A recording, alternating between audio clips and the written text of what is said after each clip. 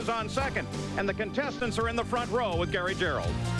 Paul, it's the fourth time this year that we've seen an all-Penske front row, but it's the first time we've seen the combination of Paul Tracy and Emerson Fittipaldi side by side in row number one. And there was high drama in qualifying yesterday. Tracy, in the middle of the qualifying session, had a blistering lap. 19.4 seconds. Looked like he would easily be on the pole as he broke the track record. But with just 3 qualifiers remaining in the session, it was Emerson Fittipaldi. He came up with a 19.3 second run, 185.6 miles per hour, the fastest qualifying 1 mile lap ever in an IndyCar by any driver. So he's on the pole. He gets 1 precious point in the bid for second place in the standings. Tracy denied the point that would have moved him closer to Michael Andretti. But it hasn't been a storybook weekend yet for this Penske team. Al Unser Jr. clinched the championship last week at Elkhart. He's had problems this week finding speed. He starts today 18th. It's his worst starting position of the season. He's back in row 9.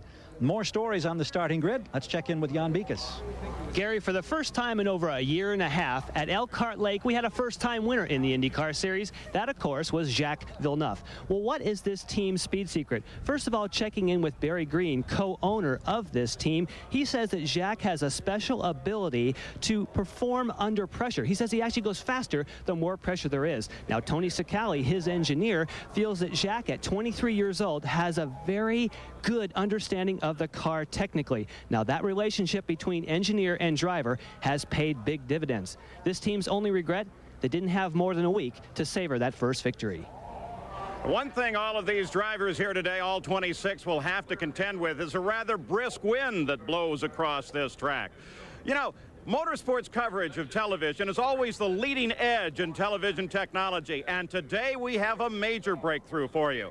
For those of you that enjoy your IndyCar racing as it always has been, well, here at ESPN1, we're going to have our regular coverage. But if you love those onboard cameras, on ESPN2, we'll have coverage from the time they start their engines through the checkered flag, only from onboard cameras with an occasional update from the Deuce's Sally Larvik. Well, Paul, it's really going to be exciting. There are actually 12 onboard cameras divided up among 6 cars, including Michael Andretti and Robbie Gordon, 2 who are still vying for championship points. You'll also hear two-way radio communication between some of the drivers and their teams. There'll be little television commentary. We'll only break in when we think that there's something that you really need to know. So if you have ESPN2, grab your remote control and get ready for some sports technology innovative between ESPN and the Deuce. Or better yet, get out both television sets and push them side by side. Now, you already heard that Al Unser Jr. is well back in this starting field. You may think, well, he's out of the fight. He's won his championship. That is definitely not the case. He really wants to score a record number of wins in the season. And then there's the situation with the Penske team itself. Those 1, 2, 3 finishes this year have only inspired them to come home 1, 2, 3 in the PPG championship. Now, so much so, in fact, that in the team itself, they would feel that they've had a bad season if they didn't finish 1, 2, and 3. And it's that kind of thinking that makes the Penske team so powerful. Dynasty, a person or group that maintains dominance over an extended period of time. When one thinks of a sports dynasty, you think of the Yankees, led by the likes of Ruth and Gehrig. With Terry Bradshaw, the Pittsburgh Steelers held the NFL hostage in the 70s. In the 80s, the Lakers were magic with 5 NBA championships. And Gretzky showed greatness in the NHL. But no one has dominated a sport like Roger Penske. From his success as a driver to his early days as an owner, Roger's philosophy has been simple and straightforward. Effort equals results. The effort has been chronicled, doing the difficult commonplace. The results have been spectacular. 10 wins in Indy with 7 different drivers. 9 times Roger's teams have taken the PPG Cup. But surprisingly enough, Unser Jr.'s crown is Penske's first in 6 years. Why is there a Penske dynasty? Because while most of us dream of the future, Roger is already working on it.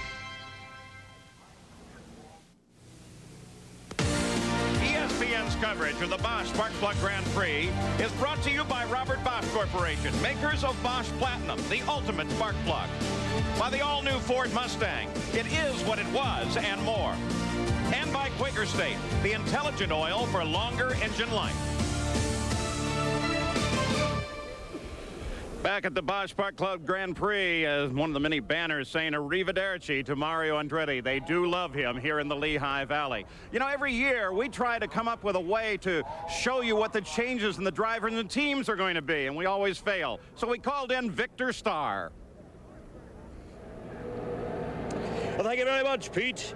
Silly season here at Nazareth International Motors Speedway. Rumors flying. Will Donnie Sullivan return to IndyCar racing? What about Tracy Paul? But it's also silly season in the pit crews, as we found in this touching human interest story. Perfect. Meet Travis Sparky Plugman, a pit crew guy who left racing after a tragic squeegee accident at the Northern Manitoba Dirt Track Invitational 11 years ago. He's a complicated man looking for work, and he found this weekend that finding a job during the silly season is equally complicated. Woohoo! Have you had a chance to talk to Roger Penske yet? Who? Roger Penske. Marlboro, that's my team, I think, next year. Can you hook me up maybe with Roger? Yeah, well, if you get a haircut. Anything I should know, you know, as far as just hooking on? Well, I might try some Altoids for your breath, first of all. Don't call me, buddy. I'll call you. Huh? My mother's side of the family's all Googleman. No, mine is actually Guglielmi. Guglielman? Goodyear doesn't have a blimp. Got confused. I'm not from Brazil. Italy. Well, I'm from down south, too. By midday, Sparky was simply wrestling with the rampant rumors about the torturous, twisted trail of team transition. You got that old second car now. Now, you got a driver for that car yet? No. Is there some kind of rumor you can give me about, you know, that silly season, where you're going to wind up? Where I'm going? You don't understand what I I'm don't know where I'm going. Still looking? Still looking. Come again? Got anybody in mind? Yeah. Can't tell me, though, can you? Right. How you doing, Michael? Hey, how come you retiring next? Did Squeegee guy for that car? Squeegee? No. Come again?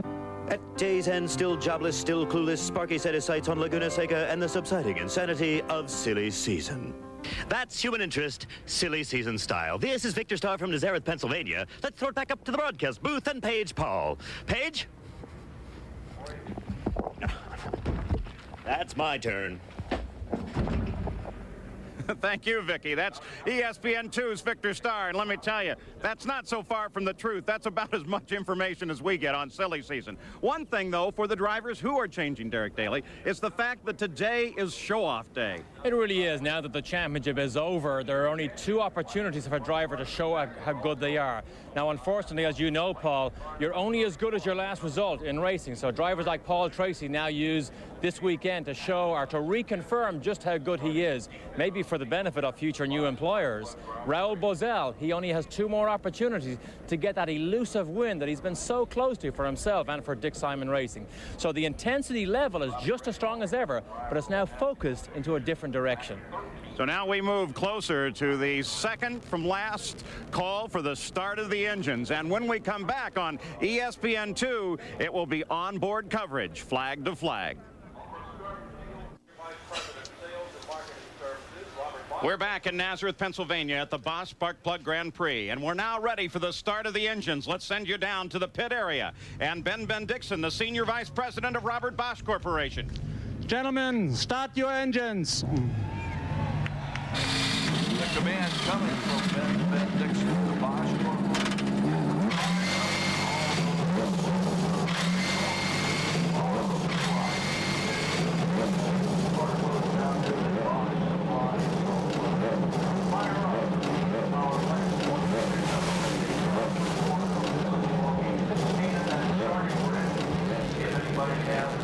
So the tornado is about to be unleashed on the mile here in Nazareth, Pennsylvania. The first 6 drivers in the field all broke Michael Andretti's 92 record. The pole sitter is Emerson Fittipaldi, a 2-time winner here at Nazareth. This is his 2nd pole of the season. Alongside 0.08 of a second back is Paul Tracy. He must win today to keep any hopes alive of a 2nd place in the championship. In the 2nd row is Nigel Mansell. His last IndyCar win was here a year ago. And Robbie Gordon. Last week was only the 3rd time this year that Robbie has failed to finish. In row 3 on the inside is Mario Andretti, making his last start on an oval before his hometown crowd. And Raul Boesel, this is his worst start on an oval this year. In the fourth row, it's Jacques Villeneuve. He earned his first IndyCar win last week at Elkhart. And Mark Smith, this is his best career start on an oval. In the fifth row is Teo Fabi. He finished fourth last week for the third time this year. And Stefan Johansson, making his third start at Nazareth. In the sixth row is Adrian Fernandez, who scored his first top 5 finish last week at Elkhart. And Jimmy Vasser. He scored points in 4 of 5 oval races this year. The seventh row is Bobby Rahal, the 1992 winner here. And Mauricio Gugelmin. In the eighth row is Arie Luyendyk, who won here in 91. And Dominic Dobson. In row 9, it's Scott Sharp. And Al Unser Jr. still looking for that record 9th win. Row 10 is Michael Andretti, who won the first IndyCar race here in 87. And Mike Groff. In the 11th row, it's Scott Goodyear and Hiro Matsushita. Row number 12, Eddie Cheever and the Brazilian Marco Greco. In the 13th and final row, it's Willie T. Ribbs and Alessandro Zampedri. So 26 Indy cars ready to take the green flag. On board there with Nigel Mansell riding on the outside. Michael Andretti's car riding over his right rear tire. Robbie Gordon's car, a key contender in the fight for third place. Looking back from Adrian Fernandez's machine. Onboard cameras throughout the field. There's Dominic Dobson's over-the-shoulder view in a car that he wrecked this morning. And off the nose of Bobby Rahal's car. As the field tries to scrub their tires in for this 200-mile race, Nigel Mansell has the race record. And the first fuel stop should come at about the 58th lap, but it could come as late as the 71st. Very tight race course. Very unusual for an oval. Not a true oval, in fact. A tri-oval here as we take a look at the PPG points this season. Of course, the championship already locked up. A two-way battle developing for second place. And then you can have as many as 5 different guys vying for third place. And we'll keep track of all that throughout the day for you.